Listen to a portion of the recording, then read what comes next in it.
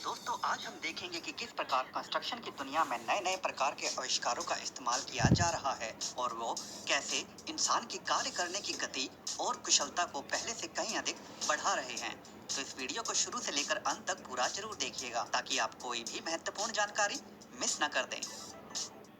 Monolithic डोम institute. इस अजीबोगरीब building के निर्माण के लिए सबसे पहले प्लास्टिक की एक बड़ी चादर को इस बिल्डिंग के आकार के अनुसार काटकर जमीन के साथ फिक्स कर दिया जाता है, जिसके बाद इसमें धीरे धीरे हवा भरी जाती है। जिसके बाद कारीगर इस फूली हुई प्लास्टिक की लेयर के ऊपर अनेक कोण में सरियों को बिछाना चालू कर देते हैं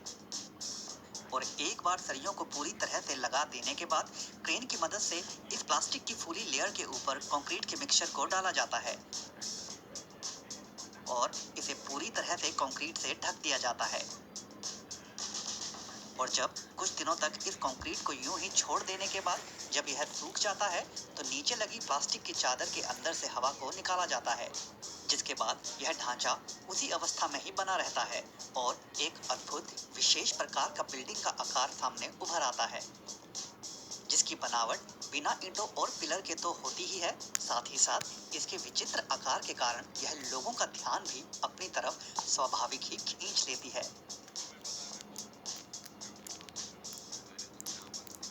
बॉक्सेबल फोल्डिंग घरों का चलन अब पहले के मुकाबले कहीं अधिक बढ़ता जा रहा है। यहाँ इस फैक्ट्री में फोल्डिंग घर का निर्माण कर देने के बाद इसे उठाकर वहां ले जाया जाता है जहां इसे खड़ा करना होता है, जिसके बाद केवल कुछ लोगों की सहायता लेकर इस घर को खोला जाता है तो यह एक छोटे घर का रूप ले लेता है। यह घर दिखने में साधारण एवं छोटा जरूर लग सकता है, लेकिन इस घर में जरूरत का सभी सामान बहुत ही आसानी से रखा जा सकता है। इस प्रकार के फोल्डिंग घर केवल एक मंजिला ही नहीं बल्कि बहुमंजिला भी बनाए जा सकते हैं और कंपनी भविष्य में केवल एक प्रकार के डिजाइन ही नहीं बल्कि कई प्रकार के अन्य आम घरों से दिखने वाले फोल्डिंग घरों के निर्माण पर भी काम कर रही है, जिससे भविष्य में घर निर्माण की प्रक्रिया बहुत अधिक सरल होती जाएगी।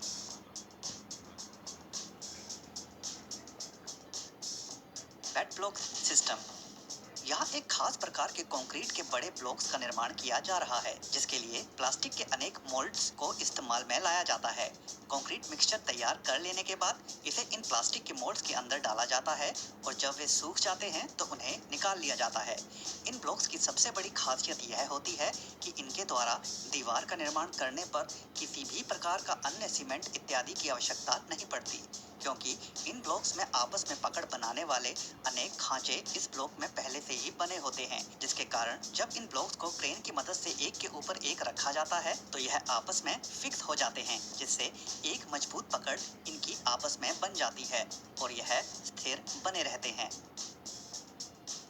हालांकि इस प्रकार के ब्लॉक्स का इस्तेमाल घर निर्माण में नहीं होता, लेकिन इन्हें विशाल दीवार, फ्लाईओवर इत्यादि में इस्तेमाल करने से सरकार का काफी समय और पैसा बच जाता है।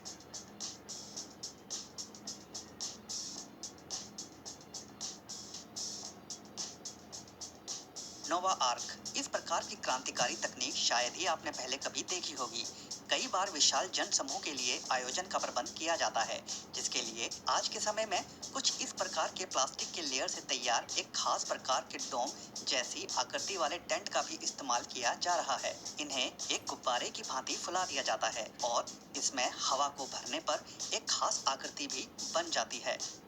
जिसके बाद इसके अंदर 100 से 200 लोगों को आराम से बैठाया जा सकता है और कार्यक्रम का आयोजन किया जा सकता है। इसके अंदर एयर कंडीशनर से लेकर लाइट इत्यादि सभी का प्रबंध किया जा सकता है और जब इसे हटाना हो तो वह भी तुरंत ही हवा को निकाल कर किया जा सकता है।